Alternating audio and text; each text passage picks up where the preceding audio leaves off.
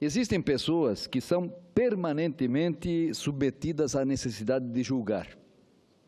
Tarefa difícil, especialmente quando se sabe existirem vidas humanas que serão afetadas com o veredicto proferido.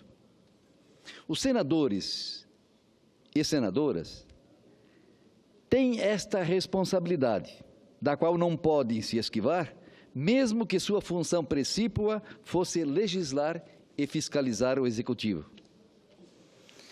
Vejam, por exemplo, quantas decisões importantes a Suprema Corte do Brasil tem tomado, e por vezes, por diferença de apenas um voto. Imagina o quanto de responsabilidade um ministro do Supremo Tribunal Federal tem ao saber que, por maioria simples, seu voto pode ser decisivo e com ele mudar fortemente práticas e contrariar dogmas que parcelas consideráveis da população defendia. Mas a democracia, que todos prezamos, nos obriga a respeitar a decisão. E fazemos isso com naturalidade.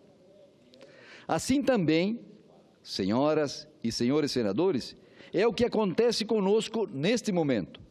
Somos juízes de um processo de impeachment que se move contra a maior autoridade da República, a presidente Dilma Rousseff.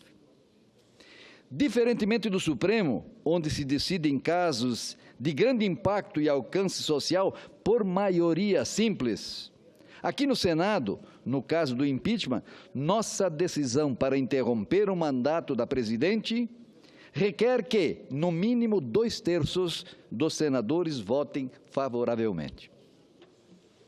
Não é aceitável, portanto, que se deixe de considerar que a decisão, por um número tão expressivo, não seja aceita por um número inferior a 1/3 dos senadores.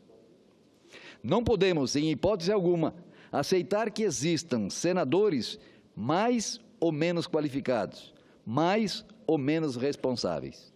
Todos os que ocupam cadeiras nesta casa, independentemente de sua posição, devem ser respeitados. Avaliando os aspectos jurídicos do processo, existe hoje o convencimento de que os crimes de responsabilidade ocorreram quando da edição de decretos promovendo suplementação orçamentária e o uso do caixa dos bancos públicos para suprir a falta de recursos do Tesouro Nacional para honrar os seus compromissos. A Lei de Responsabilidade Fiscal é clara na vedação destas práticas.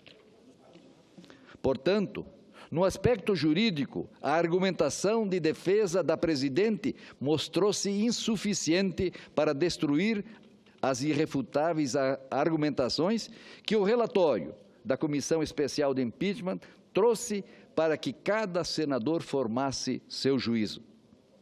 Por isso, de nada adianta semearmos o terror, usar as redes sociais para enviar ameaças, incitar a população a se organizar para resistir, para provocar bandalheiras, destruição do patrimônio público e do patrimônio privado, visando amedrontar os julgadores desta casa.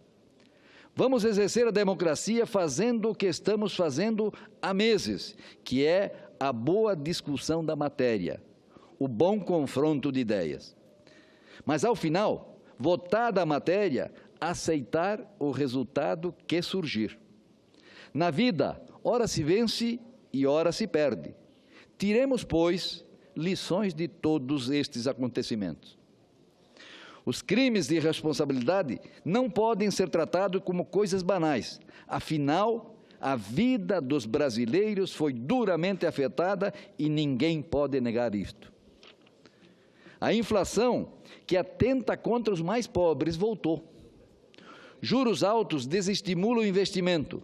A inexistência de um superávit provoca o aumento da dívida pública em percentuais sobre o PIB jamais imaginados. A sequência de quedas do PIB desenhou um quadro inteiramente desfavorável ao emprego. Por isso, mais de 12 milhões de brasileiros vagueiam diariamente pelas ruas de nossas cidades, em busca de uma oportunidade de trabalho que possa assegurar o sustento de suas famílias. Os empresários, geradores de emprego, estão desanimando. Muitos deles encerraram seus negócios, pois não tiveram mais condições de continuar sua atividade. Outros, com mais de 50% de sua capacidade de produção totalmente ociosa. Isso não pode continuar assim. O governo tem responsabilidade sobre tudo o que acontece. Não soube, no passado, ser previdente, não soube ser cauteloso nos tempos de bonança. Agora, pagamos o alto preço das inconsequências e das irresponsabilidades de políticas públicas sabidamente não adequadas às condições econômicas do Brasil.